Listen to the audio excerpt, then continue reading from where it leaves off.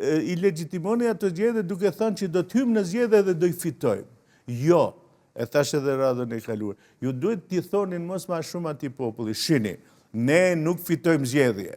Edhe e dim që kjo nuk thuhet para zgjedhjeve, se dëshpron atë votuesit. Mirë, po hajde dilni votoni, që të shojmë sa jemi, se ky nuk mundet. Mafia nuk mundet, me të vërtetë. Mafia nuk mundet në një shtet ku s'ke as policia, as gjyqësor, as kur që. Nuk mundet.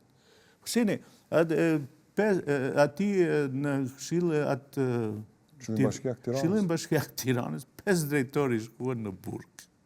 A i Këshilli Bashkiak i Tiranës, edhe të krye, a është si shkollë për t'i trajnuar hajdutët.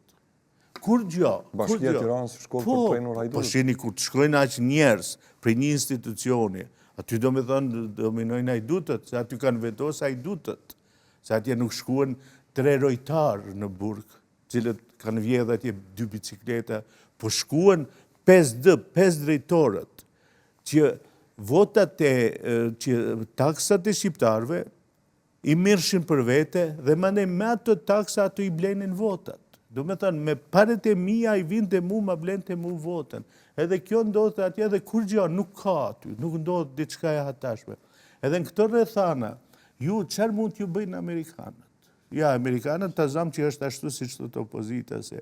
Mirë po ju edhe këtë kër e luftoni me nokat, kër e luftoni me topalin, kër e luftoni me Tritansheun, prej 90 deputete deri sot, kur t'ja shtojsh kësaj këtë. Mirë po kjo nuk duhet diskutuar sot vetëm shkaku i asaj, se atje nuk ishte zgjedhjet barabarta. Cili do t'jetë fati i opozitës shqiptare, ose me thonë ma veçantë Partisë Demokratike e Shqipërisë, që është partia që rrëzoi regjimin atje, që ka kontributet edhe të metat e saj në gjithë këtë historinë e pluralizmit politik në Shqipëri? Nëse doni t'jem pak cinik, në këto zgjedhje fitues më të mëdhenj ishin Tritanshehu, ai Flamur Noka, Jozefina Topalli,